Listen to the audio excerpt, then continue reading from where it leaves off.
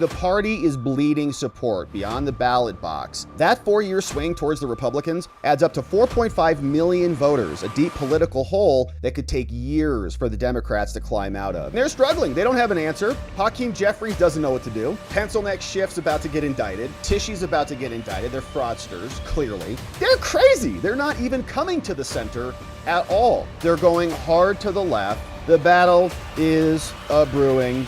The Democratic Party in a crisis. Lots of talk about this in multiple locations, but the New York Times had a good roundup here saying the party is bleeding support beyond the ballot box. And the question, of course, is what are the Democrats going to do about this? Can they reorient themselves and become a party of some semblance of sanity? Probably not, which is good for the rest of us. They'll probably continue to go to the left and lap up and love up guys like Kami Mamdani. But here you can see they're struggling in the numbers, and this is going to be bad for them. The Democratic Party is hemorrhaging voters long before they even go to the polls. Of the 30 states that track voter registration by political party, Democrats lost ground to Republicans in every single one between 2020 and 2024, and often by a lot. That 4-year swing towards the Republicans adds up to 4.5 million voters, a deep political hole that could take years for the Democrats to climb out of. And you can just see the trends here. Registrations down in Nevada, Texas.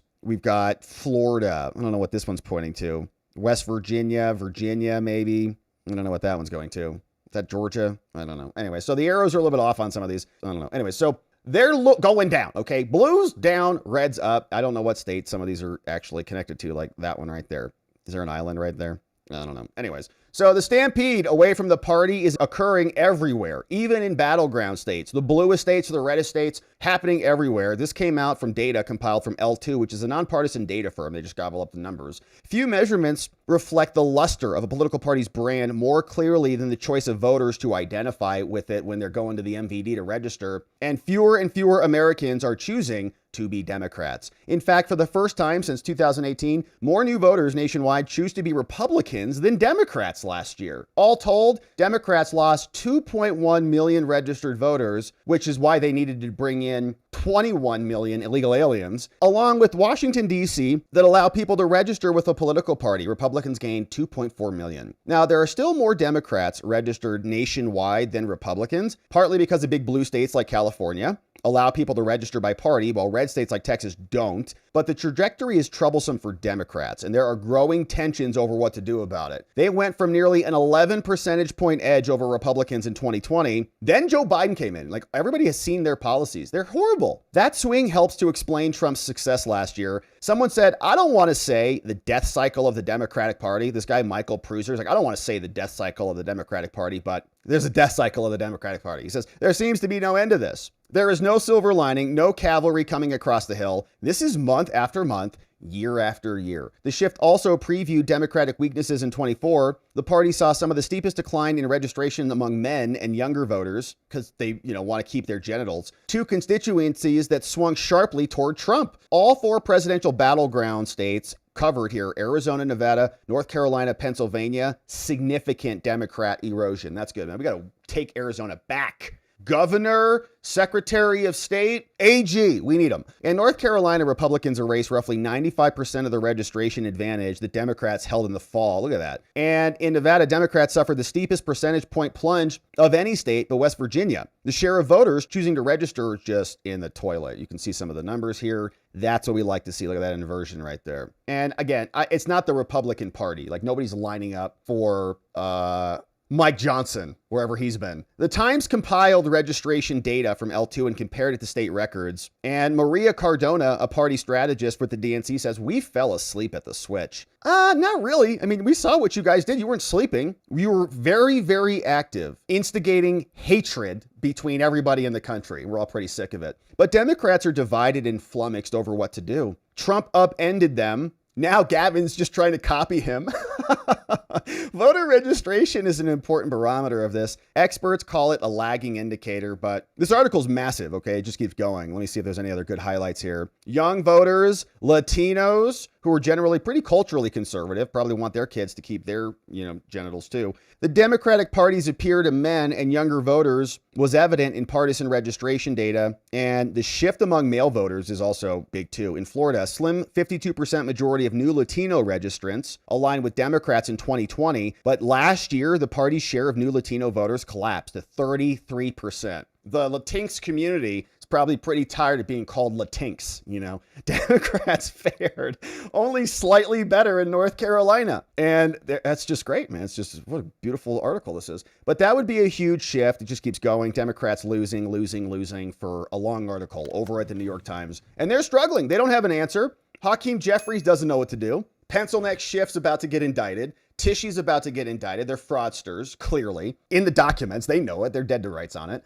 And Newsom has reverted to just copying Trump. That's all they can do. It's pretty pathetic. And their only hope, according to Ken Martin in the DNC, is Kami Mamdani, and a bunch of them are on it. I was watching MSNBC yesterday so that you don't have to. And they were saying that people need to get on board. Okay, they want a fighter. They want something different. They want to change. I'm thinking, that's great. Mamdani winning in New York might be the best thing for the Trump MAGA Republican movement, because everybody will watch that and go, they're crazy. They're not even coming to the center at all. They're going hard to the left, and they can stay over there. And so I think that might actually cause a reaction in the midterms. We might pick up a bunch of seats depending on what happens. But they're very upset about it. Okay, so Congresswoman Ayanna Pressley, she's trying to figure out what to do. So her response is to Texas. Texas came out and they passed redistricting maps intended to help the GOP get 5 more House seats, right? The Democrats not only losing in their registrations, they're also going to be losing structurally in some of these states. So they have to find ways to strike back. Ayanna Pressley is sending solidarity. She's calling it blatant, racist, systemic voter suppression, okay, which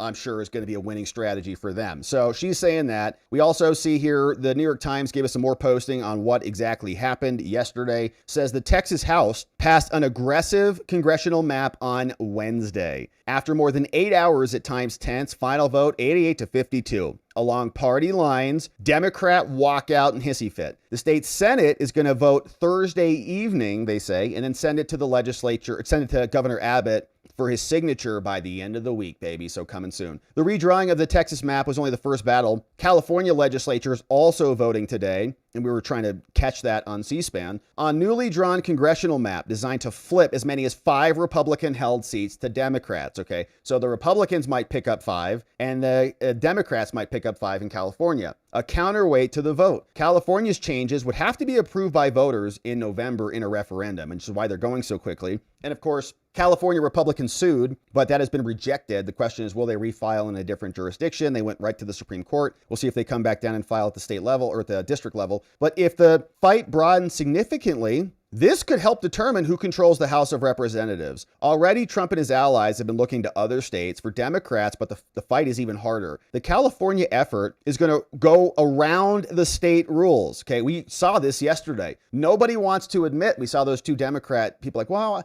I don't really care where my food comes from. I just eat it because, well, look at me. And then they wouldn't admit who actually drew it and just said, it's good enough. It's on the internet. Go read it. Okay. The rules say you got to have the independent commission do it. So there's a lawsuit there. We'll see if it ultimately gets stalled up in court, but it's a one-party state over there. Their judges are all appointed by Democrats who love Democrats. So I'm sure they're going to say it's a constitutional crisis and they have to redistrict. Republicans have vowed to fight the plan in the ballot and in court. And we saw and read through the lawsuit yesterday. Wednesday's vote on the map had been delayed by more than 2 weeks by dozens of Democrat representatives. But as soon as they return Monday, Republicans want to pass it so they can sue. They say the underlying goal is pretty straightforward. Improve Republican political performance. And according to the Supreme Court, we can do that. One Republican member in Fort Worth is also talking about it. Republicans revised their map, and it looks like still 5 seats there. And Texas, California, and Ohio, 27 House seats were decided by fewer than 5 percentage points. So the battle is